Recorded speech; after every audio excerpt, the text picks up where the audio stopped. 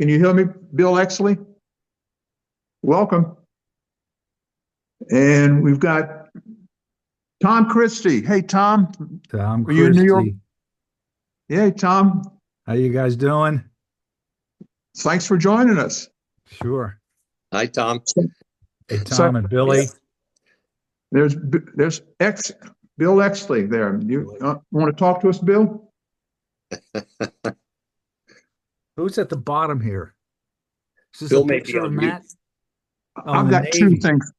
I've got two things going. I've got a laptop and I've got my smartphone. So one of them's for my laptop and one is for my smartphone. Because the laptop has got a much larger screen, so I can do a gallery. I can see everybody. I can't do that in my smartphone. Matt, how Yeah. much did you weigh when you were wearing that Navy uniform? Believe it or not, I weighed about 195. I've just lost some weight. I weigh 197 now. So yeah, I did look thin back then, didn't I? You were a big boy at 195. Wow, you look pretty you look trim there. I think the last time we saw you in New York City, I was probably 250. And now I'm like 197. I needed to lose some weight. And I'm proud to say I didn't use any drugs to do it. The GLP-1. Well, I'm glad to hear that because I hear it affects your sex life. Yeah, no, I couldn't do that to Joanne, I could deprive her. Hey, Bill Exley, are you with us here? Let me see if I can send him something. No audio. Yeah. No, okay. He'll unmute yourself. Yeah. I'm not muting him. Well, he'll come around. He'll figure it out. Sam Vigilante. There's our soccer player. Hey, Sam. Hey, Matt. Glad Actually, to have you, Sam. can you see me? Let me introduce you to Sam. This is Tom Donley, Tom Sam. Christie, Bill Exley, and Sam Vigilante. He is a star soccer player, and he's a pretty cool dude. Hi, everybody. How you doing? Thank you for the Good. introduction, Matt. Good. Now, Sam, just the good news is Sam has signed a professional contract to play professional soccer in Minnesota. Is that where you're at now? That's where I'm at. Wow. So how many days have you been there now? I got up here on the 6th, so this is day 8. Wow. Has it All been right. We just really started training 3 days ago. So we had our fitness test today. That was pretty tough, but other than that, it's been mostly just fun. So Well, what, great. if you don't mind me asking, what did they do for your fitness test? So it's called the 30-15 test. So it's Uh-huh. 30 seconds of running, and 15 seconds of rest. And it's a 40-yard space, and there's a checkpoint in the middle and at the ends. So you have to run back from checkpoint to checkpoint in those 30 seconds, and every level gets faster. So by the end, we had to run the 40 yards all the way back, the 40 yards all the way back in 30 seconds. Wow. Yep. Well, let me welcome Giuliano. Giuliano, are you there? Yeah. You want Hey, everyone. Hey, this is Giuliano. He's our other star soccer player from Princeton, who's also signed a professional contract. Well, have you signed the contract yet, Giuliano? It's in the process. I just finalized the last details, and now it's getting sent over. And Make sure you I'll be have signing it this week. a good lawyer look at it now, because hey. I don't want you to get cheated. Matt, did you organize this call because you're trying to figure a way out to be their agents? Yeah, I like the way you think. That's true. Yeah, no, I'll definitely Steve have a lawyer Tobolski's look here. over it. Stay and away if I from trust Matt them, I'll Flournoy, give you- boy, guys. No, they can't afford me. I'm too expensive. Okay, we got Steve Tobolski. Welcome, Steve. Hi, good to see everybody. Dave Stearns here. Thanks, Dave. Welcome aboard. Now, I'm not muting anybody, so if you want to talk, just jump in. So anyway, we've got a total of 11 who've said yes. We've got 2 students, Sam and Giuliano, and then we have some veterans from 50 years ago. Wow. And I'm really proud of the Princeton soccer players that I knew at Princeton. They were very tight-knit group, and they were my friends, and I considered them my friends. And a lot of them were members of a Dial Lodge, which is the predecessor of Cannon Club. So anyway, don't mean the format is going to be, everybody's going to have 5 minutes, and I'm going to go around, and Tom Donley's going to lead off, and then Giuliano's going to be next, and then we'll go around. And then once everybody's had a chance to kind of introduce themselves, tell them about where they grew up, where they went to high school, why they attended Princeton, what you did in what you did at Princeton, what you did after Princeton as far as your job, and then tell us a fun fact about you so we can get to know you on a deeper level. And then we'll open it up. Once everybody's had a chance to go around, we'll open up freestyle, I'll call it. And then, people can ask questions. But the two stars here today are Giuliano and Sam. So they need to know that they had predecessors, and their predecessors, soccer players, have gone out in the world and been very successful the last 50 years. I'm very generous with my compliments. I should say so. I didn't know you started a PR firm also, Matt. When you run your own law practice, you have to be your own PR I guess person. that's So. true. Right. But it is very true that Matt has always accentuated the positive, right? That is Thank you. one is of for real. One of your special qualities, man. Well, Tom, I'll tell you what time is it here? We've got, we'll give a few more minutes, but Tom, you're going to be the leadoff batter, okay? So Tom Donley is. So we got a lot of Toms here, a Tom, popular name. Well, I'm ready to give it a go and have people join. Oh, okay. I'm only going to say it once though, because we want to hear from you guys. What an incredible season you've had! It's amazing. We're really proud of you and proud of Princeton, and it's unprecedented in the history of the college. So you've got something to be very proud of, Sam and Giuliani. Really fantastic, and a bunch of us got to see you beat Columbia, which was a really fun day. And we got together that night with Don Betterton, who had been the freshman coach of many of the guys that are on the call tonight. I didn't play freshman soccer. I'm an accidental soccer player, so well, people could see that just who played with me, but I can confess that to the rest of you here. So Matt, real quick, I live in York, Pennsylvania. Yeah. Now, where did you grow up? And tell them, because see Sam America's finest community. I grew up in Allentown, Pennsylvania, which is an hour's drive north of Philly and about an hour and a half from Princeton. And York is a little over 2 hours west of Princeton. York's in the middle of Hershey, Pennsylvania. You've all heard of Hershey. And Harrisburg, our state capital. And so we're a cluster of small cities out here. Lancaster, which is known for the Amish and a bunch of other things, is just to the east of us. Gettysburg is just to the west of us. So you have a feeling we're down on the Maryland border here. Baltimore is the nearest big city. So lots of disappointed Baltimore Ravens fans out here now, and some disappointed Pittsburgh Steelers fans. And I'm one of the disappointed Eagles fans. Who is it? Now tell us why you went to Princeton, Tom Donley. I went to Princeton because I got in. And it was I thought it was great from the moment I saw it. I went to a big public high school in Allentown, and two of my Poobah friends also went to Allentown High School with me. Fred Jackson, who I think is going to be on the call tonight, and Dick Boyce. And the reason I'm an accidental soccer player is that I really hadn't ever played soccer until our high school started a varsity soccer program when I was in 10th grade. So I was tired of getting beat up on the football field, so I went over and played soccer for 3 years. And Dick and Fred were a class behind me. But by the time I was a senior, we were league champion team, and that was pretty cool.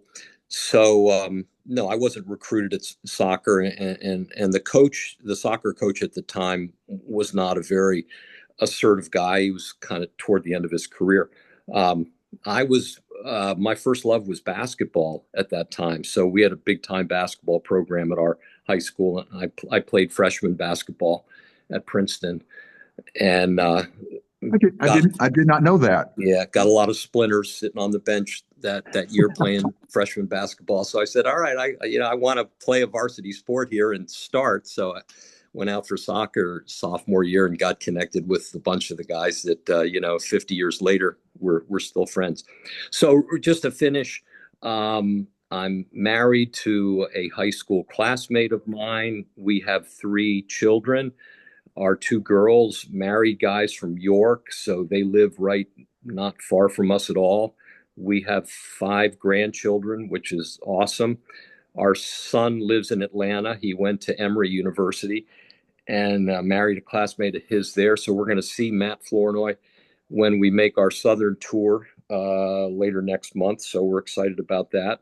I just did a clap emoji there, clap icon. So I'm clapping. Go. Yeah. And I retired now 7 years ago from a career in business development. I practiced law as executive with a big metro chamber, Philadelphia, then worked for the U.S. chamber in Washington. And then we wanted to get back to Pennsylvania. Our family was up here, and I wanted to run a chamber and was picked to run the York County Chamber, which I did for 24 years. And then I worked for a big construction management company at the end of my career as their business development director. So that's my story, and I'm sticking to it, Matt. Well, thank you. I'll say my sports highlight from Princeton was not on the soccer field, although loved it, and we had some fine moments there. But it was our senior year. Our basketball team won the National Invitational Tournament. Yeah, with three guys that I had played freshman ball with, and some other really good players. One guy went into the NBA, so that was Who? Armand? pretty cool. Armand Hill. Highlight of senior 10 years, all defensive player in the NBA. Wow. Now, Tom, tell us one fun fact about you that we don't know. Tell us some picadillo about you or something so we'll get to know you in a deeper way. Something we don't know. Tom Donley. My mom drove my wife and me to the 9th grade prom. Oh, that's a good one right there. Yeah. Okay. Let's everybody give it up for Tom. Clap. Yay. Hey, Don. Okay, Giuliano, spotlight is on you. Tell us where you grew up, where you went to high school, why you went to Princeton, what you did at Princeton, and what you're doing now in soccer.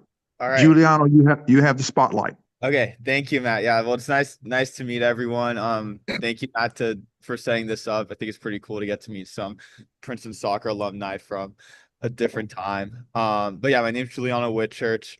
I was born in Arizona, but once I was 4, my family moved to San Diego, California, and that's where I grew up. Not sure if anyone else is from SoCal on this call. Okay, let's go, David. I'm sure I'll hear about it later. But yeah, grew up in San Diego, California. Went to a high school down there, Point Loma High School. Played soccer there growing up for a local club team.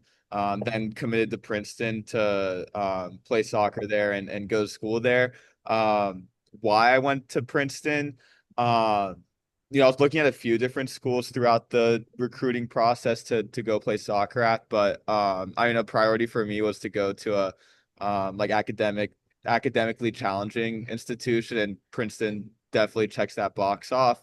And I also felt like college was a good time to venture out of California and go live somewhere else for a few years. And I felt like if I didn't get out of California during college, then I might just never leave there. So felt like college was a good time to do that. And then I went to visit Princeton's campus once I knew they were interested in having me join the team and attend the school. And I just loved the campus, loved all the people that I met there.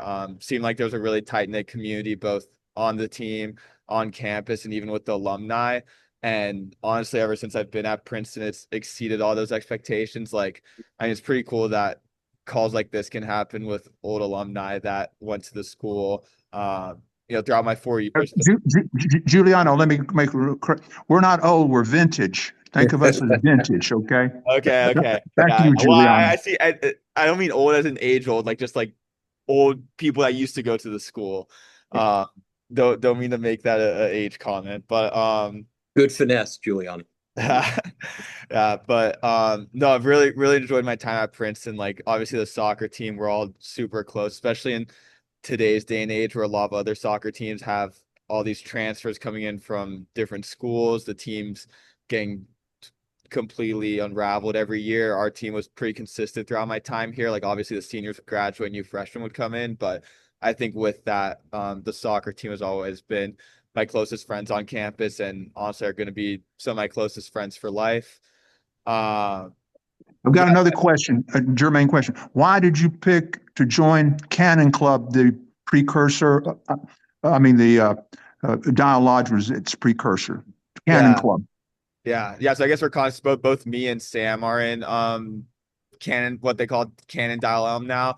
There's a decent amount of factors. I'll say a big one was definitely the food. Cannon's known for having I would say the best food on the street, and I think it's a pretty consensus belief among everyone at Princeton that Cannon has the best food. So that was a big reason. I really liked a lot of the people that I knew were in the club.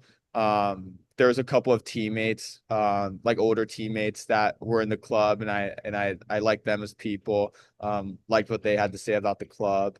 And yeah, I think it's just a nice, relaxed environment where everyone can be themselves and doesn't feel pressured to put on a face for others at the club. So I would say those are the main reasons why I joined Cannon.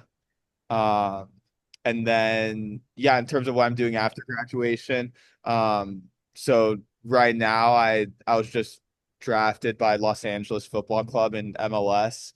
Give a About a month round of applause. Here. Thank you guys. Thank you. So yeah, which was super exciting. It's always been a dream of mine to play professional soccer, but of course, part of the reason about going to Princeton was so that something else going on in my life in case professional soccer didn't work out. So I'm glad both ended up working out. So yeah, the draft was in December. I just this week started preseason with the team, which has been great. So yeah, for the foreseeable future, we'll see how long this. So Giuliano, have you had your fitness test with LAFC?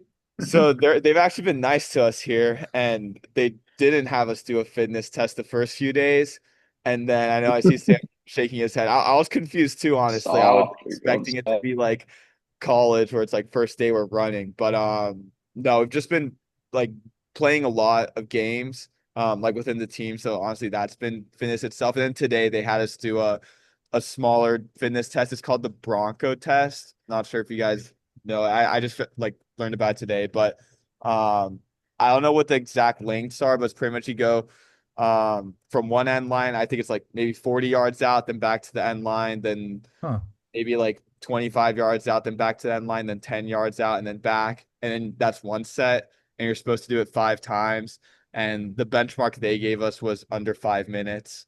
But yeah, I guess fortunately their philosophy is that they don't expect us to be at peak fitness when we show up for preseason, but rather they're going to build fitness up throughout preseason. So, I just hopped on when Sam was talking about his fitness test. So I have not had that experience yet.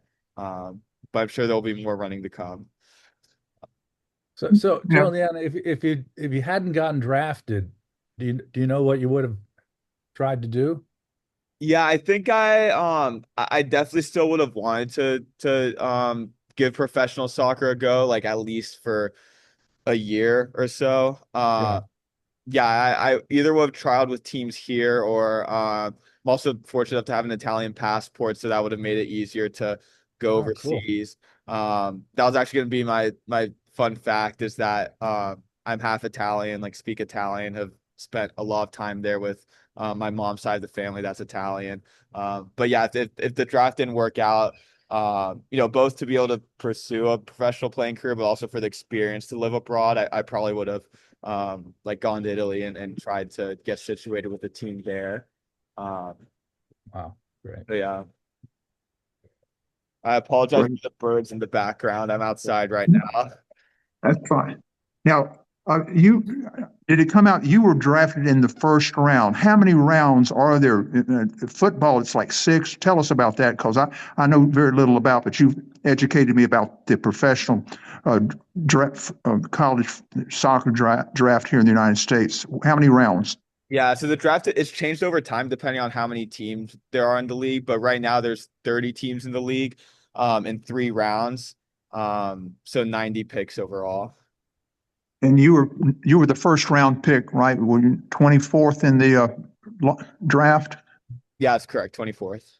You're humble. I'm going to brag on you for yourself. All right. Giuliano, I'm kind of curious, prior to the actual draft day, Mhm. are there behind the scenes communications between you and various teams?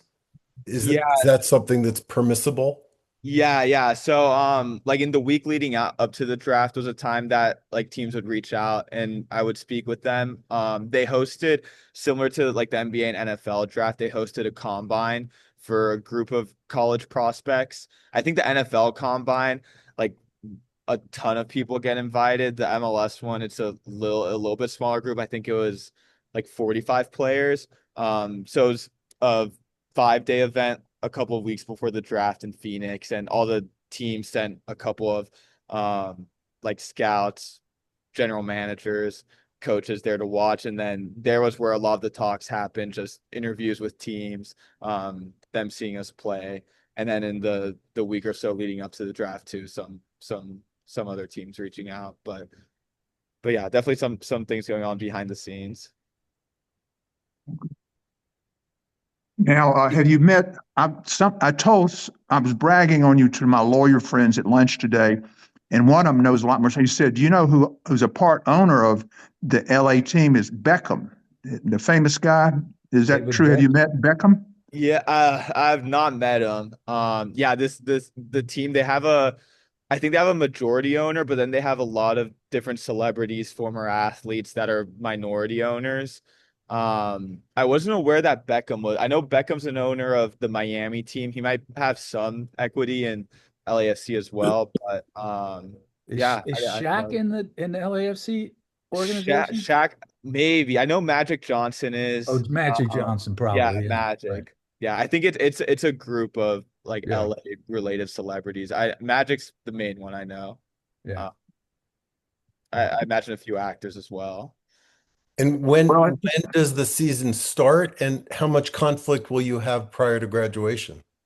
Yeah, so about that. So the season starts in I think beginning of March. And I have 1 semester left at school. Unfortunately, Princeton's pretty strict about me having to be in person to graduate, and not taking any classes online, not taking any transfer credits at other schools. Ooh. So the good news is that they're very flexible with me taking a leave of absence and then returning to the school to graduate and just finish off that last semester whenever it works out best for me. So that's a positive, that they're very supportive of and they've had situations like this in the past. I mean, Sam's in the same boat, but also other athletes, other sports that take a leave of absence to pursue a professional career, and then either when they're done with it or take a break in their professional career, they're able to come back and finish their degree. So So that's the boat we're what's in. the status of your senior thesis? So I'm actually going to work on that this spring too. I have a good relationship with my advisor, and it's I'll give it like I know what I'm writing about. I'm an economics major, by the way. I probably should have said that earlier. Economics major. So I know what I'm writing about. I know where to get the data from. So yeah, the department suggested that I keep on working on it with my advisor. So and that's something that'll keep me busy outside of soccer too, which I'm excited about. So I'll get that done. So that once I return to school, I'll just have a thesis ready to submit. okay, Giuliano, I have a question. I'm a lawyer by training. I'm very curious. Let's talk about money. What is the salary range for a first round draft pick now in the professional world of soccer.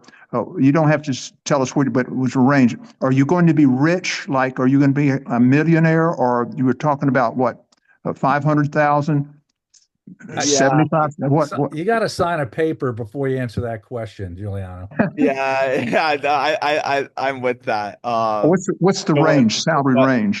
Yeah, so unfortunately, it's not as lucrative as the NBA or NFL. The range is between like anywhere from like 40,000 to 100,000, which isn't great. The first rookie contract in MLS isn't usually you get the minimum, or they also have like a development league. So it's like the main team has a second team that plays in the development league, and a lot of draft picks get a development team contract that then can be easily converted to a first team contract throughout the year. So that's kind of the situation I'm in right now. Usually the top 10 picks get the guaranteed like first team contract, make around like 80 to maybe 100K, but then most of the other people fall into this category where they start on the developmental team contract, which then can be converted to usually a league minimum first team contract, which is around 85K right now. Is it common that players, when they start out, have to get a second job? In the baseball world, a lot of the minor league players don't make enough to survive on, and in the off season, they actually have a second job. Is that something that you're looking at, or would you just play soccer? That would be your only full job earning money. Yeah, it's definitely not a necessity to get a second job. Usually the players that are on these second team contracts, they either get a housing stipend or some sort of housing provided by them to the team, which eliminates a pretty big cost for us. But a decent amount of guys will find some other sort of side hustle to make some extra money. So I'll definitely be looking into that. Yeah, I've been a part of a program recently of this online mentoring for younger student athletes that pays a little bit. So I've been doing that. I'll try and keep that up, and then try and find other ways to get some more money. Well, let me make a suggestion. These guys all here are rich. They've been very successful in the economic world, and they may need somebody to help them. And they could hire you, and you can make at least $100,000 in your side hustle with working for Tom Christie alone. Well, I'm all ears for any ideas, but no, Tom Christie, he ran a TV station, not state, a network. Tell us what it did, Tom. As a matter, let's put this. Tom Christie. Yeah, that's me. Tell us about you, where you grew up, and the drill. I grew up in suburban Philadelphia, and like Tom Donley, I went to Princeton because I got in. I was on my way, Sam, to the UVA. I noticed you're from Charlottesville, so I was my head was I was going to Virginia when that big thick envelope showed up, and my old man, who was Scottish, when he saw it, look, neither of us could quite believe it, but he said, "Oh, I think you get into Princeton, you better go to Princeton," and that was the story. So. Was an English major there. I taught and coached for a couple years afterwards. And then I stumbled into the cable TV business. Started out in sales. I was at Showtime for 30 years, ended up being the chief operating officer.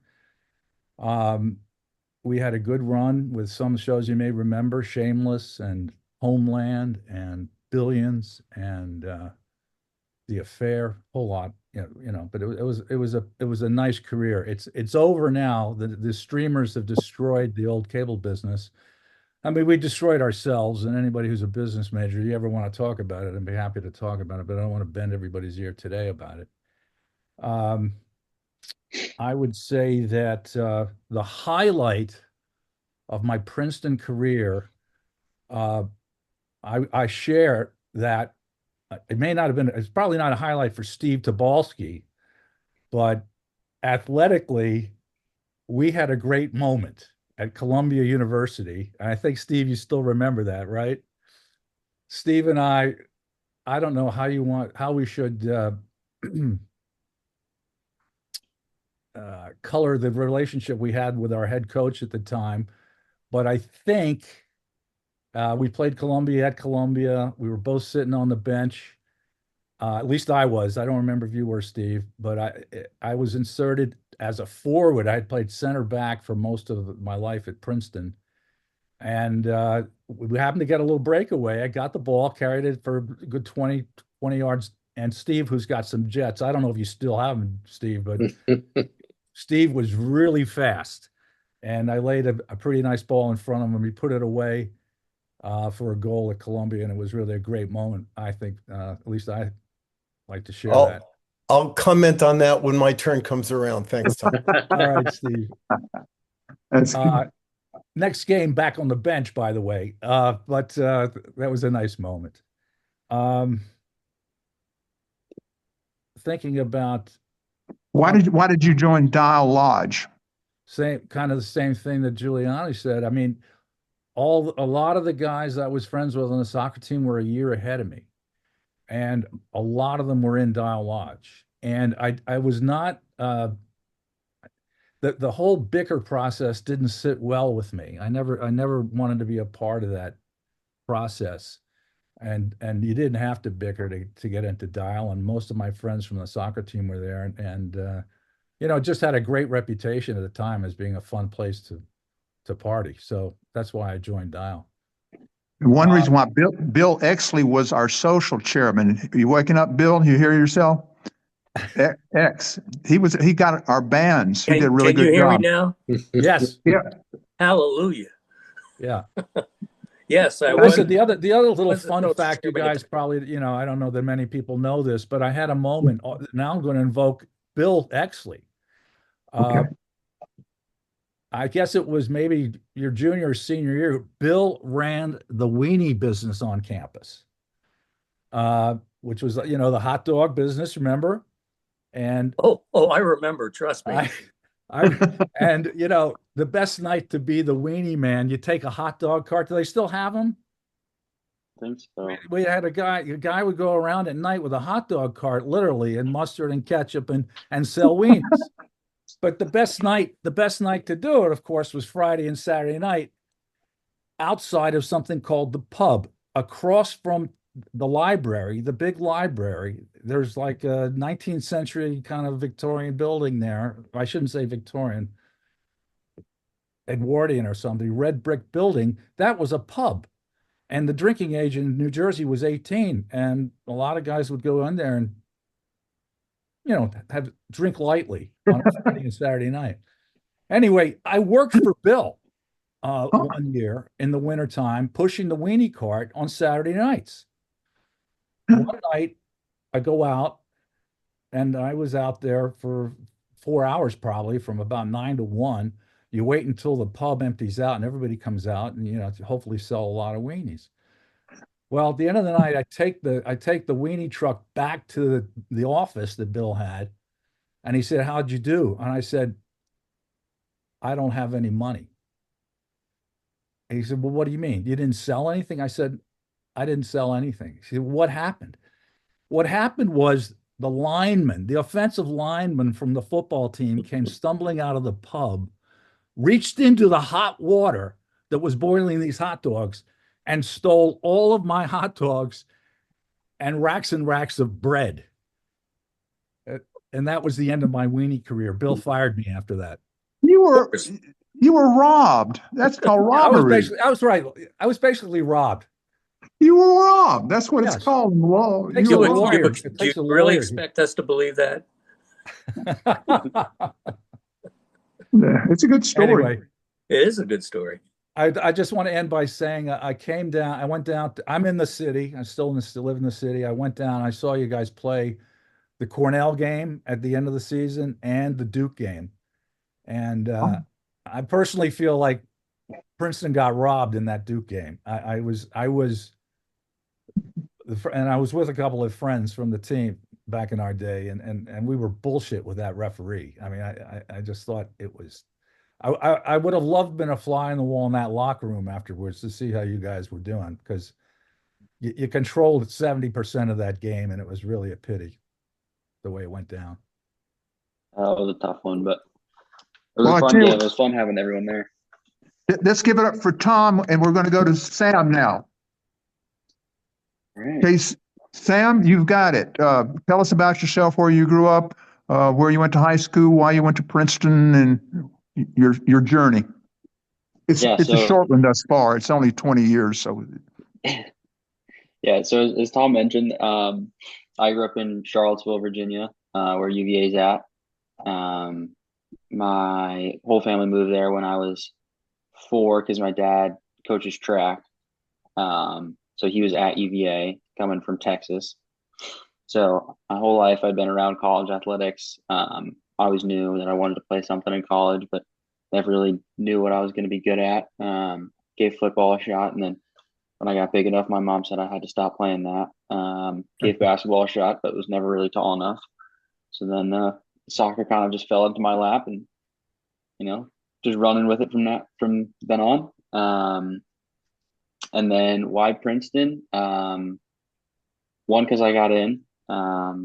Also, when I think I was 8 or something, my dad got the job at Princeton for track. So he's been there for a long time. So I'd grown up playing in Jadwin during the summers and messing around on campus. So I knew the place well. And when I got in, it was kind of a no-brainer. I was all over it. And luckily enough, I worked my way into getting a spot on the team by haggling Coach Barlow and Totten. But then, once I was on campus, I just had a great time.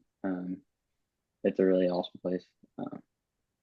And then on campus, studied econ like G, was in Forbes with Giuliano as well. And then joined Cannon my sophomore year, and rest is history. Well, tell us more about your soccer contract. Yeah. So I wasn't drafted. So that night, actually, the night of the draft, I had a final, and I got a call during the final, but I couldn't take it, obviously. But afterwards, I called the number back, and it was a recruiter from Minnesota United, and he had invited me or wanted me to come out to preseason. And so I've been talking with an agent, and so I got on the phone with him right after that, and we're scrambling. I'm traveling to New York at this time, trying to figure everything out. And over the next few days, kind of worked out a plan with my agent to play hardball with Minnesota and say, hey, if I'm going to leave school to go try out with you guys, maybe throw in a contract and I'll be there. And they ended up falling for it. So now I'm here for the year. So yeah, we'll see how it goes. Yeah. Okay, tell us a fun fact. Lions Field. You guys play in that huge stadium? No, we don't play at Lions Field, but we have our own soccer-specific field. It's called Allianz. Okay. And it's a very nice stadium. I think it's like 20,000 seats. Oh, good. But they sell it out almost every game. So Damn, this is in Minnesota? Yeah. Minnesota. Okay. Yeah. Yeah, it was -5 this morning. So yeah. My friend. A little Welcome different from LA. my world. Where are you from? Maine. Maine, yeah. It's cold. Yeah. I came out of the shower this morning and my hair froze. That was a little bit of a rude awakening, but. Well, Sam, tell us a fun fact about you that we don't know, that we can get to know you on a deeper level. So when we see you next, oh, that's Sam. He's the guy that did this or did that. Fun fact. Fun fact is, as a kid, I always went to the Olympic trials for track and field because my dad was always there. So all the Olympic track guys from the 2000s and 2010s, I have pictures with all of them. So. Oh, wow. That's pretty cool. Okay, I'm going to put the spotlight on Bill Exley. Bill, we've been talking about you. You hadn't said anything, but you can talk to us now, right, Bill Exley? I can. Okay, tell where you grew up, where you went to high school, what Sure. you did at Princeton. You know the drill. Yep. I was born in Springfield, Mass, and grew up in Longmeadow, Massachusetts, in Western Massachusetts. Went to Longmeadow High School, and I was, at least I thought I was smart in high school. I don't know. Right. I was like, I thought he was a jock. by the way, you need to know, because David Stern is probably going to make a lot of rude comments while I'm talking. And he and I lived together for 4 years at Princeton. So just so you know, he and I know each other quite well. At any rate, I was a 3-sport guy in high school, but my best sport was soccer. And I was fortunate enough to have the brains to at least have a resume that might get me into Princeton. And it did. I was lucky enough for that to happen. My dad went to Brown, but I was really a poor boy. I mean, he was a professional Boy Scout, literally. He worked for the Boy Scouts of America for about 30 years. And so it was a little bit of a financial struggle, quite frankly, for us to go to Princeton. The tuition was $6,000 a year back in 72? Yep. And but I was fortunate enough to have a little help from my grandfather and stuff like that, and made it to Princeton and tried out for the Princeton that at that time freshman team, because freshmen back in 1972 were not eligible for varsity soccer. And so I was there for 3 or 4 days, and our coach Don Betterton came up to me one day and said, because at that time I was a striker, and he said, you know, you've got some skills, but if you want to be a striker, you're probably not going to play too much. But if you'd like to play midfield, then you get a chance to play. And I said, do it, baby, bring it on. And so that's when I started moving back. And from a soccer point of view, I played midfield as a freshman, and then we got a new coach, a new varsity coach, our sophomore year, whose name will not be spoken. And first or second day of practice, my sophomore year, he came up to me and he said, "What's your name?" I said, "Bill Exley." He goes, "That's right." He said, "You're now my right back." I said, "Okay, coach, no problem." And I literally went from being a striker to a defender in less than a year. And I was fortunate enough to, be a defender for 3 years. Every game that I was physically able to, I started. I broke my leg about halfway through our junior year. You remember that, Tom? Yeah, terrible.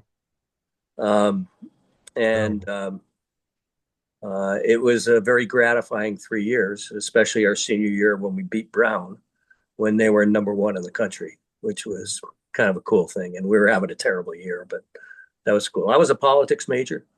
The weenie thing that Tom Christie brought up, I actually didn't own the weenie agency. Back then, you guys don't have student agencies anymore, do you? No. Not that I know of. Back then, there was all sorts of different services that students provided for other students. They had to do with a lot of different things, but there was a thing called the Student Weenie Agency, which had these 2 sort of Central Park type hot dog carts. And actually, it only had 1 at the time. It was owned by a guy named Piggy Staples, who was a senior when I was a freshman. And no, I'm sorry, he was a junior when I was a freshman. He was a senior when I was a sophomore. And he sold it to a guy named Chip Adams. Yeah. And right. Chip came to me one day and said, "You want to run this thing?" I said, "How much are you going to pay me to do it?" Because I needed the money. And so he told me. I said, "Okay, I'll do it." And there was all sorts of student agency. There was a student, what was it? Donley, what was it? The Student Linen Agency or something like that? It was a student beer mug agency, a Don't forget thesis the binding building agency, guys. Come on. hoagies. Hoagies, the Student Loft Agency, Loft agency, man. which David Jackson ran. At any rate, so that was kind of the way we made a little bit of extra money. After college, I graduated. I didn't go to grad school. I wound up with an international consumer products company that sent me to Spain twice and to Puerto Rico once. The second time in Spain, I married my wife Evelyn, and she gave birth to our oldest son Andy in Barcelona, Spain, of all things. I was there when people like Johan Cruyff and Johan Neskins were playing for FC Barcelona, way before the Lionel Messi stuff and that kind of thing. In the end, I just kept moving further and further away from civilization. Came back to the States, moved to Portland, Maine, got into the insurance business, and have now moved outside of Portland, about 30 miles northwest of Portland, live out in the boonies, actually. And my wife and I really like it. I've got 3 kids, 7 grandchildren, and life's been good. Wow. Okay. A fun fact about you that we don't know. A fun fact you don't know. PG rated X. But, yeah. You can help, Dave Stern. You can help. Okay, fun fact. Stern, I got so many. I know, but which one are you going to share?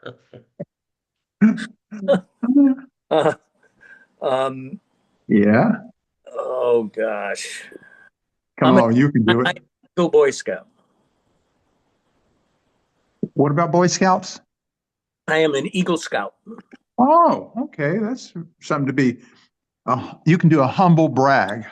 I can. If I could recite the Scout law, I would, but I can't remember it. Okay, let's give it up. X. Okay, David Stern. I just want to brag on David. We went out to California and visited with him, and he has a beautiful home, which I believe you built. It's on the side of a cliff. Did it finally slide down the mountain? Didn't slide, didn't burn. Well, that's amazing. And you have very close to, what's the museum? Is it the Getty Museum? You can see the Getty Museum from his beautiful home on the side of a cliff. Okay, you know the drill, where you grew up, where you went to high school, why you went to Princeton. Go ahead. Philly guy. Warning about the Eagles right now. My claim to fame is I sold hot dogs at Eagles games all through high school. Oh. So even though X was the weenie man in Princeton, I was the weenie man in Philadelphia. Yeah, wow. but you had lunch with Wilt Chamberlain. I had lunch with Wilt Chamberlain, exactly. So first of all, we were talking about agencies. So I had the Student Loft Agency. Oh, wow. Look at that. Kyle kept that for me. He just gave it to me recently. I was an engineer, and I said I'd never practice engineering. And I studied urban planning, and the city that I disliked through urban planning was Los Angeles. So I said I'd never be an engineer, and I'd never live in Los Angeles. And for 50 years, I've been an engineer living in Los Angeles. So I've been to LAFC games, beautiful stadium, and great fan base. So Giuliano, keep track of my contact. It's my name plus the number 9, davidstern9@gmail. So we can get in touch if you need whatever about getting situated and oriented in LA. I've been here a long time. Okay. Now, I was neither a soccer player nor a member of Dial, but I got my cred through X. So I'm a groupie, and the guy who just joined the call, X and Tom and I were all roommates together all the way through. And finally, something funny, I went and visited our host, Matt Flournoy, in Georgia 30 years ago, and he gave me his father's hat. And his father was a very prominent guy in Georgia. And I've You kept still very have good it. care of it, Matt. And I got your dad's hat. Well, good. Tell him it wasn't on his head at the time. I didn't snatch it off my dad. My dad had died, and that was one of my inherited hats. So I'm glad to see that it fits and that you still wear it occasionally. You take very good care of it. Yeah, Yeah. his head hasn't gotten that swelled yet. Well, let's give it up. What it says inside. Tom Pyle, glad to have you. You're going to be, but next, Steve Tobolsky. Steve, tell us where you grew up, where you went to high school, why you went to Princeton, and what you did for a living, and you know the drill. All right. Sam, I didn't catch how old you were when your family moved to Princeton. So my dad just moved. My mom and dad got divorced. I think I was 13. So my dad came up, and then we stayed back in Charlottesville. But Oh, I've been okay. coming up. I've been coming up to Princeton since 12 or 13. I see. Okay. I mentioned that because I was a townie. I grew up about 2 miles from the campus. My dad was a chemistry professor. You mentioned Jadwin. I was in high school, maybe sophomore, junior year when that construction started. So we used to own the place well before the construction was finished, well before there was lighting. We would go every inch of the building with flashlights and whatnot. So I have fond memories of that part of the campus. Nice. That's awesome. So I went to I went to a school system in Princeton that had organized teams starting in sixth grade. So I counted myself lucky that from sixth grade through high school, I played 3 sports. I played soccer. By the time I finished high school, I had played 12 or 13 games a year. And that's all it was. So over the years, in watching guys of your generation who have been playing, multiple leagues, 4 seasons a year, it's kind of been astonishing to realize that you probably had more game experience by the time you guys were 12 than any of us had by the time we got to college, and then some. So I went to ninth grade at Princeton High, and then I went to Lawrenceville as a day student. And at the time, in all sports, all 3 seasons, we had college teams on our schedule. So 3 seasons of varsity soccer at Lawrenceville, I played 3 times against Penn, 3 times against Princeton. Maybe the highlight of my Princeton soccer career was scoring goals in 3 consecutive years against them when I was still in high school. Wow. I hadn't intended at all to go to Princeton. My dad was on the faculty. My brother was a couple of years ahead of me. I absolutely had the intention to go away, but somehow or other, it ensnared me, and there I was. I had a 4-year roommate, a guy I knew in high school. He's not on this call, but he was a Lawrenceville soccer friend. And I don't think Matt mentioned earlier that there ended up 16 of us, the guys on this call, plus another, 8 or 9 guys, who started doing soccer reunions some 15 or 20 years ago. So there have been several international reunions. There have been a whole bunch of reunions here in the States. And I'm counting on the fact that you and your Princeton soccer buddies will maintain those same kind of connections. So to come back to Tom's story, I remember well, I had started every game and played every minute as a sophomore and as a junior, and partway into senior year, we travel up to Columbia on a beautiful Saturday, and for the first time, without any heads up before, during, or after from the coach, I don't get called into the starting lineup. So I was not a happy camper. And late in the second half, I don't remember how long Tom had been in the game, but late in the second half, he puts me in. And maybe the true highlight of my college career, Tom feeds me that beautiful ball and it ends up in the back of the net. So I became a teacher, eventually a headmaster. In my teaching career, I probably coached 10 different sports, none at an especially high level, but I stayed in touch. I played a club. Oh, I guess I should mention that until my benching senior year, I was absolutely keen on giving my best shot for the NASL. It was a brand new league. I think the deal was that every team at the time had to guarantee 2 spots for American-born players. This was the era of Pele and Beckenbauer and Quinaglia, but that dream didn't last long. So I am just out of my mind proud of the fact that you guys have made it to the big leagues. That is really, really, we are all just super proud and super impressed. I need to interject something here. Tobes is way too modest. Tobes was a hell of a player. He was a first team All Ivy selection as a sweeper back our sophomore year. He was a second team All Ivy player as a sweeper back our junior year. As a midfielder. Oh, you as a midfielder? I apologize for that. And Jim Hansen, God rest his soul, was also a first team All Ivy player as a sophomore and a second team All Ivy player as a junior. So very modest, Tobes, but you were one hell of a player. And by the way, you're the only guy faster than me.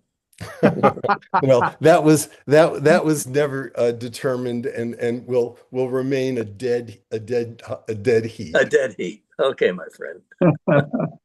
But I'm willing to challenge either of you to a race now.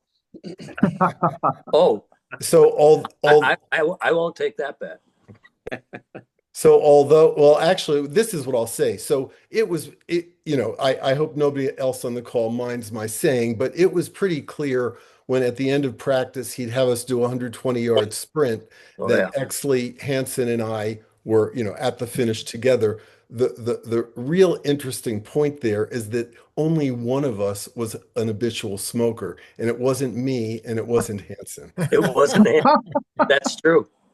That's What true. was he smoking? I want to tell you, I've not been a smoker for a very long time now.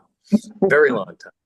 All right, so I'm just going to finish my story. Since the 90s, let's put it that way. Go down to Tom. So not being lucky enough to make it into the NASL, I did play in club leagues, all over the country. In my profession, I had a lot of geographic flexibility. I started playing age group teams.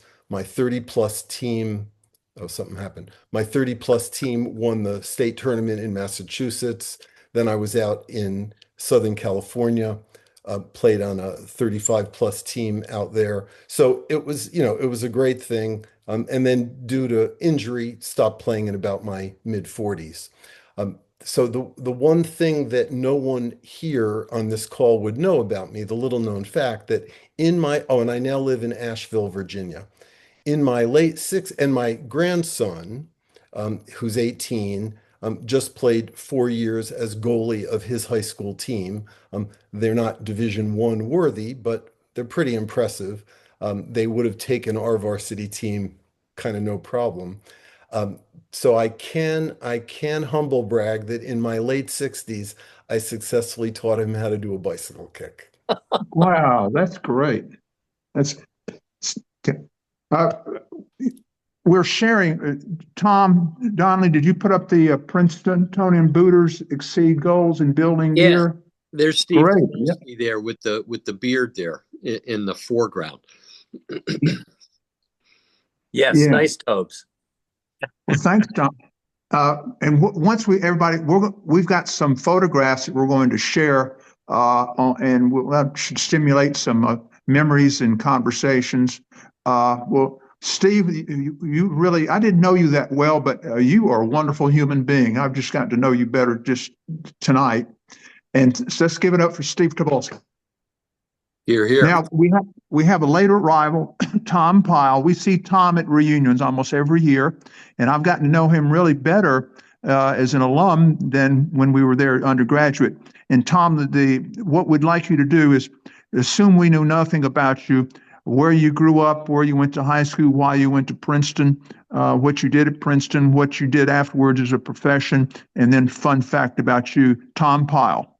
You've got the spotlight. Thank you very much, Matt. I'm sorry I'm late. I was in a board meeting for a local hospital here, of which I am chairman, and we had some urgent discussions that I had to get through. So please forgive me for being late. And thank you, Matt, for arranging this very interesting meeting. I mean, I'm honored, as I'm sure all of my colleagues are, to be on the call with these young lads that we saw when we were all reuniting up in Princeton, and you prevailed against Brown. And I have to say how impressed, way impressed I was with the quality of the play and, of course, the success that you're having on a national level. This is really so inspiring, and we're all very proud of this. I was born in Portland, Oregon, but my father was a physician in New Jersey. That's where I grew up, in northern New Jersey, where I played soccer in grade school. I was a goalie at the time. And then I went off to boarding school at Hotchkiss in Connecticut, and I played there all 4 years, captained the team at Hotchkiss, and then I came on down to Princeton. I started with a class of 75, although my hat says 76. That's the one I graduated with.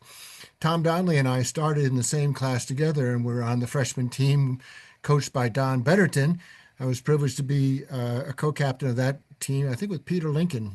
Tom, you can correct me if I'm wrong. Peter Lincoln. There's a blast. Peter Lincoln. And a pretty good team and a very interesting coach, Don Betterton. I hope that you kids will have a chance to meet with him. He's still around. He lives down in Lawrenceville, and he's been a great inspiration to all of us. I played that freshman year. I took a year off, and then I came back, and the coaches had changed.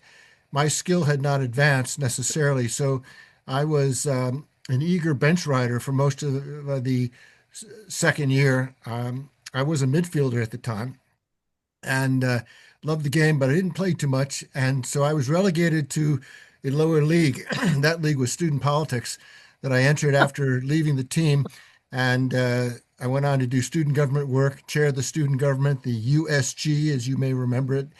In fact, I was just a keynote speaker at the 50th anniversary of the USG meeting in Prospect House.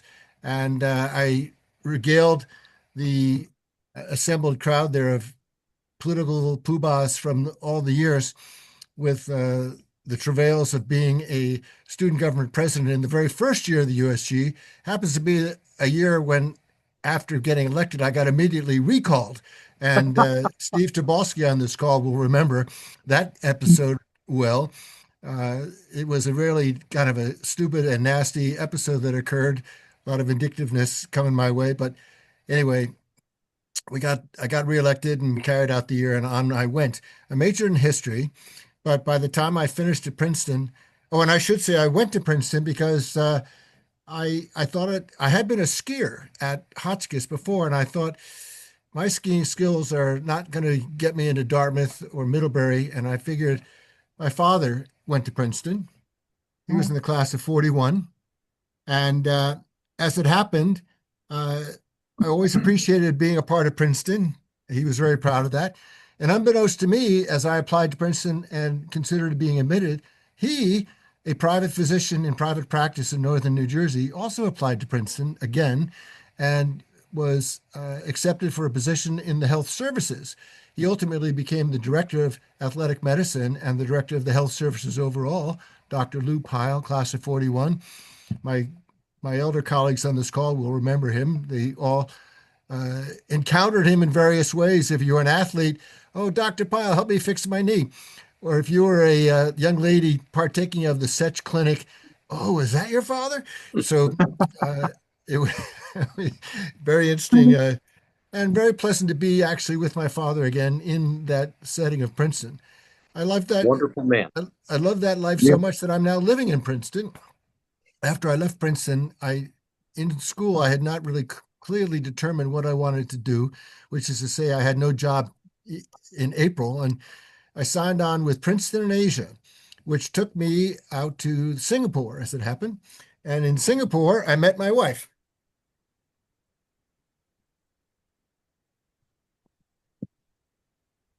My wife is this nice lady here. She's in the other room, but Molly Tan. Sorry for the glare, but she was a tennis player. And we met playing tennis. I went out to Singapore with another one of our soccer reunion buds, who's not a soccer player, but was a good tennis player, Bruce Von Cannon, not on this call. He and I were in Singapore together, and we played tennis together. I met my wife playing tennis. And so I was not much of a tennis player, but I got looped into the tennis crew. I see the soccer team showing up here, and Joe Krikora was another one of those tennis players, still is. There he is. And right anyway, there. there's Bill Muse, Scott Binder, Tom Christie, I see, who's also Tom Gockenauer. I'm looking at, is that Greg Austin, Joe Krikora? Christy, you had some hair then. Yeah, so did I back in the day. Speaking of Not back in the much. day, just to prove I have Put the your hair, dad's chair behind me so you can see. This is a chair, Princeton class of 41. Oh, interesting. this is what an aspiring bench rider looks like sophomore year, eager to play and without an opportunity, but devoted to the cause and particularly to the crew. We had a very good group of teammates, as you can surmise. We're all still together here, and we suppose that you are developing the same kind of fraternal, eternal bond that will carry you 50 years as it has for us, and we're going even beyond the 50 years. So I came back from Singapore, and I learned Chinese while I was out there. I thought I'd be a lawyer when I wanted to come back. I was very active in student politics. Here I am preparing a political brief on the deck of our dormitory in 82 Patton. Bill Exley and David Stern on this call will recognize that we had a balcony off of our window there, and that is me sitting there looking over the old tennis courts. 82 Patton. 82 Patton. The good life. I was in that room, not that room, but the one just down the hall this year in Patton Hall. Yeah, it was good. We had a good 2 years together there. Anyway, came back, went to business school, got an MBA, and then went to China. And I worked in China for where I got this certificate.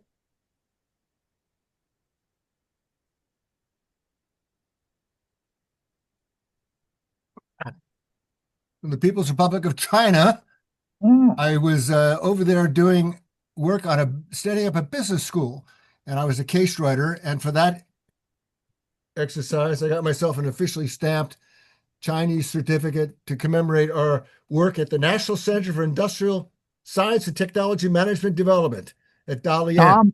Tom, I'm rusty on my Chinese reading. Could you translate it for us? Well, it's also in English at the bottom, but it's a it is. Okay. it's a certificate of appreciation for teaching and case writing at the university in China. Anyway, by then I had this interest no longer in law, so I went into business, and I did 20 years in banking, first in New York at Morgan Guaranty, now JP Morgan, and then lived subsequently in Korea doing shipbuilding finance, and then on down to Hong Kong, where I was for 8 years, first with Deutsche Bank, then with Bank Austria, and doing large-scale syndicated loans, infrastructure development, project finance, and such. And then after that 20 years, illness befell my parents. Both contracted cancer, oddly, around the same time.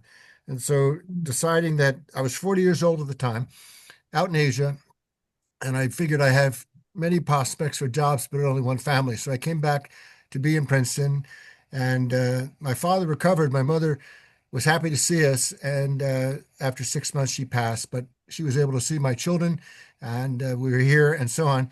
And that then began my stateside-based career in banking. That took me out back to New York, worked for a Swedish bank up in New York, and then I migrated to the nonprofit sector. And there I got into fundraising. I figured nonprofit fundraising was akin to the kind of fundraising I was used to in banking. So I first worked for in Princeton for the U.S. Rowing, United States Rowing Association. They had the national team was at the boathouse at the time, and so I was helping them with some fundraising. And then I moved on to help set up a small foundation for a business school in Nairobi, Kenya. to a little small office here in Princeton, corralling in Princeton fashion the accomplished and prestigious alumni of this particular school, Strathmore University. I was also teaching a course over at the Strathmore Business School in business strategy. So then that was my second career. And then my third career began through no particular desire of my own. This is kind of a heads up for some of the less nice things that can happen over the course of a life. My dearly departed son contracted schizophrenia about 18 years ago.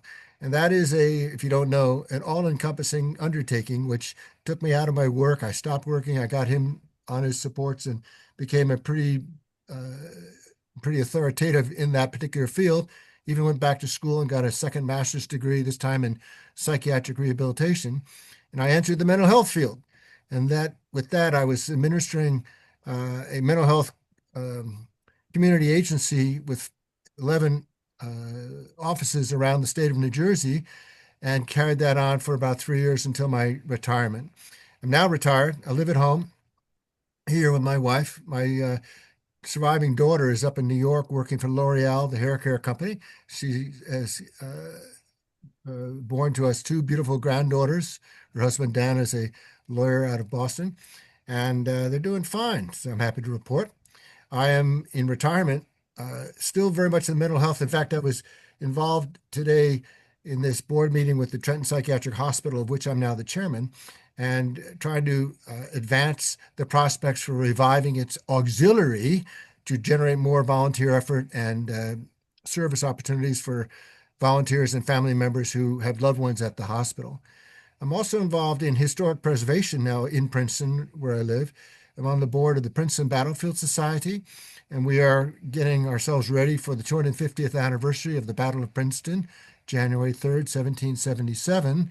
We just completed a phenomenal reenactment here at the 249th anniversary of that battle, just in January. 3,400 attendees. We had 450, I think, reenactors with horses and cannons and so on. And we expect to even be doing more of that next year for the 250th of the battle. And finally, my hobby is akin to historical research, historical preservation. I'm currently researching for a history of Singapore, actually, from 1935 to 1985. This through the life and times of my father-in-law. My father-in-law was a sort of second tier, below the radar Singapore founder, pioneer, as they say. And where's he at? He's here somewhere. And oh yeah, my father-in-law is an interesting fellow. He was a very successful Chinese entrepreneur in Singapore. Went on to head a clan of 250 of people from his birth area up in China. He also had 3 wives and 19 children. Same house, same time. Love that guy. This is the family of the first wife, which includes me. And there's the old man up in the frame there. You could zoom in. And he was a little bit of a tycoon, I guess you could say, below the radar. But what is interesting about him, Tan Kim Chong was his name, is a couple of things. He got into hardwares and then into contracting, and he was a builder. So he was building roads and housing and so on. He was also active in politics. In 1959, this is already ancient history now, but those older of us will remember Lee Kuan Yew was the Prime Minister of Singapore for so many years. He came to power in 1959 by winning that critical election that led to Singapore's independence. That was a very chaotic time back then, and in 1959 there were other political parties that were contesting, and my father-in-law was aligned with something called the Liberal Socialist Party. He and some friends of his from the Singapore Chinese Chamber of Commerce developed a sort of businessman's political party, and as it happened in 1959, he was the chairman of that party and thus responsible for trying to get people to run for office and get elected. As it happened, they didn't do too well, the Liberal Socialists. In fact, they got creamed. And Lee Kuan Yew was elected to go on and then become now the very successful progenitor of the current Singapore miracle.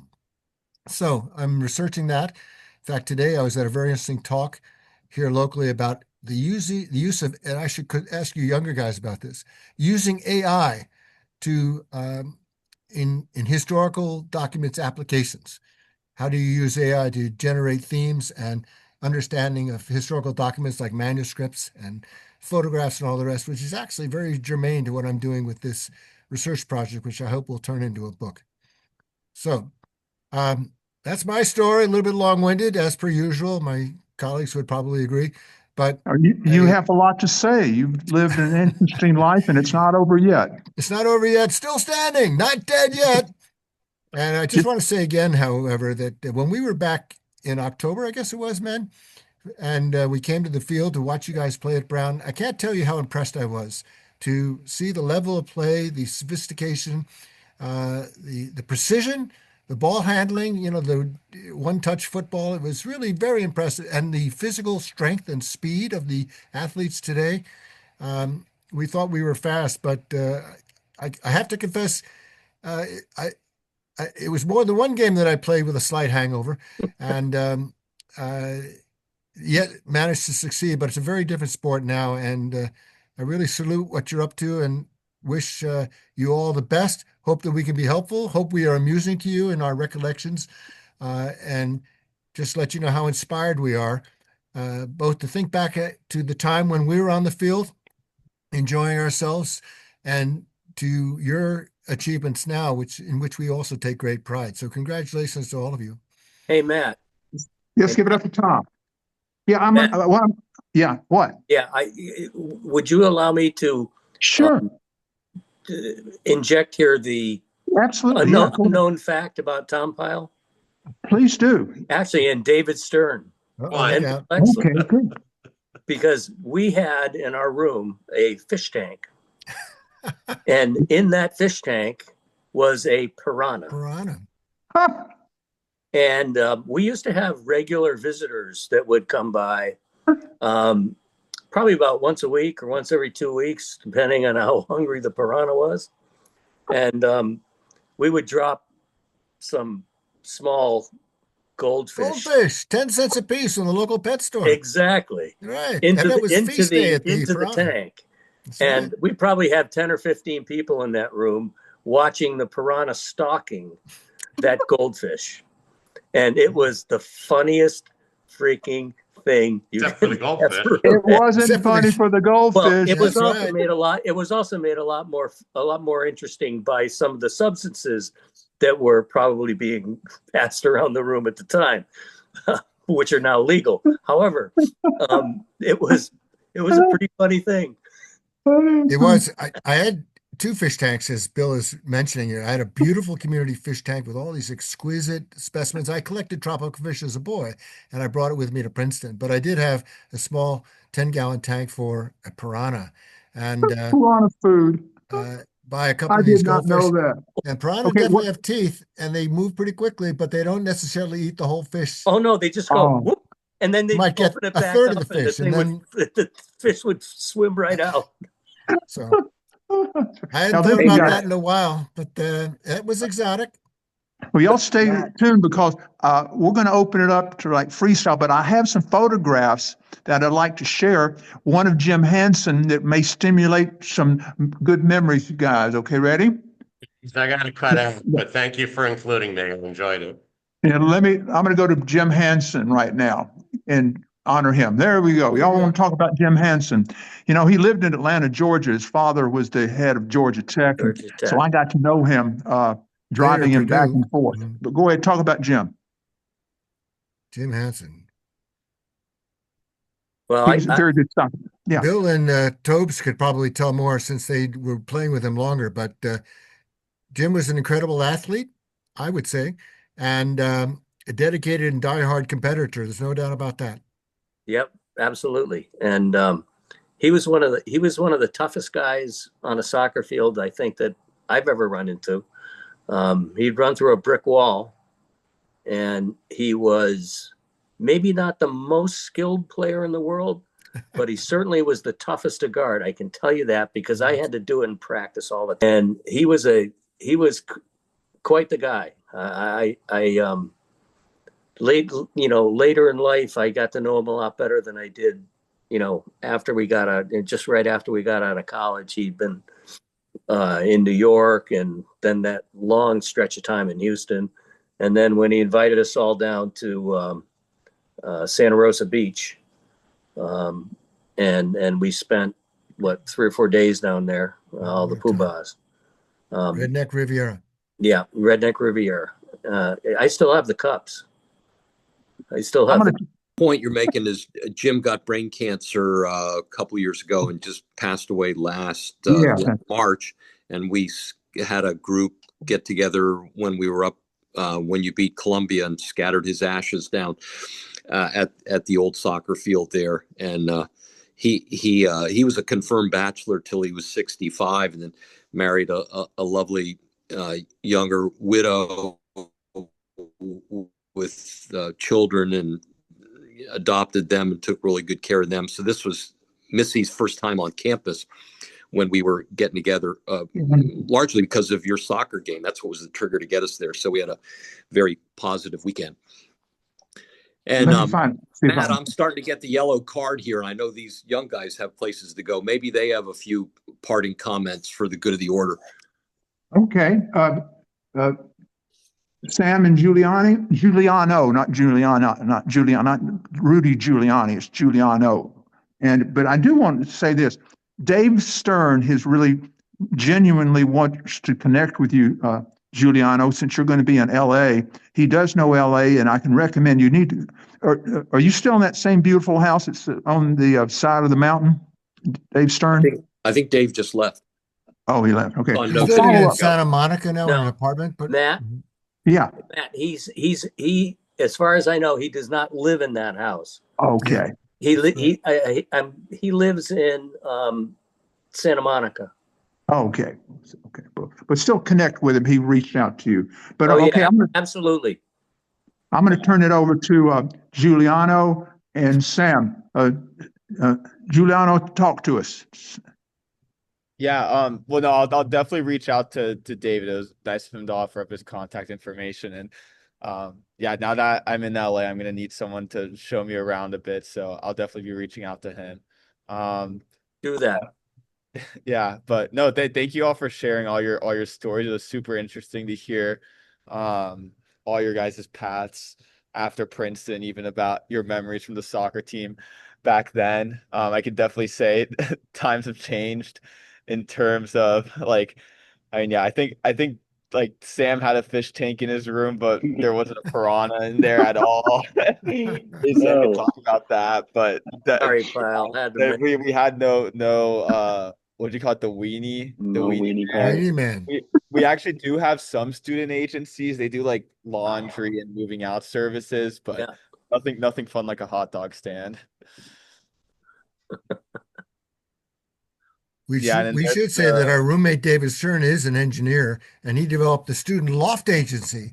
He would build lofts out of 4x4 beams and trusses, and we'd get the mattresses up there. And he had a thriving business for the first 2 weeks every year. Sure did. Okay, Sam, you want to say something to us? Yeah, just want to say thank y'all. It's awesome just to hear your stories and hear how connected everyone still is. I know our class, it's 11 guys right now, so it's a lot to keep track of, but I know we're all very close, and hearing your guys' stories and connections and all your reunions makes me hopeful that we can have something similar like to that.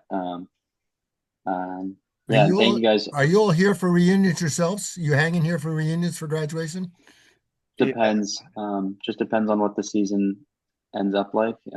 I don't know about Giuliano, but I don't have my full schedule yet. I would love to get back for reunions, but kind of just at the whim of what I'm told to do and when I have to work. Professional. Nice to see You came in late. They've both signed professional contracts, and they're taking a leave of absence. Thank you. Yeah. Well done, man. Yeah. Thank you. Awesome. Hey guys, how many times will you play each other in the regular season? Once or twice. Yeah, I think once or twice. So Twice. yeah, and then there's us two, that were the only ones in Cannon that are playing professionally, and then there's another 2 seniors who are also taking a leave of absence to play professionally, and they're in the same conference as our teams are, so we'll be playing against them as well throughout the year. Awesome. Congratulations, guys. We're very proud of you. That's amazing. There you go. Yeah. Now, one thing, I didn't have I didn't do the spotlight on me. I'm just going to share one thing. Look at the photograph of these handsome students. That's my Cannon cheer crew from Cannon Club to the year 2025 during reunions. I'm the Princeton professor of cheer, and we lead people in the P-Raid with the classic locomotive cheer, and that's a photograph, and Sam and Giuliano are in there. So that's how I know them. Wow. So anyway, okay, well, I tell you what, does anybody have any before we close this meeting down? All set. And I want to thank Tom Donley. Tom, you were instrumental in encouraging me to do this, but I really want to be an inspiration to the younger generation to y'all stay connected. It takes an effort, but it's worth it to stay connected. And I think, especially with the Cannon Club members and then your team members, I believe y'all are so successful, you'll probably be tight-knit forever. Hopefully. Yeah.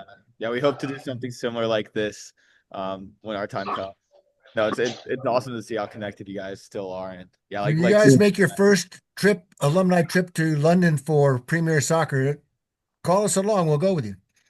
Yeah, great. Good idea. We'll definitely reach out. They probably need a chaperone, Totally. older vintage people to be chaperones. Keep you away from piranhas. Okay, guys. Well, listen, I'm going to end this thing. Thank you. I'm signing Thank you, off. man. We're going Thank you, Matt. to Good to see end everybody. meeting.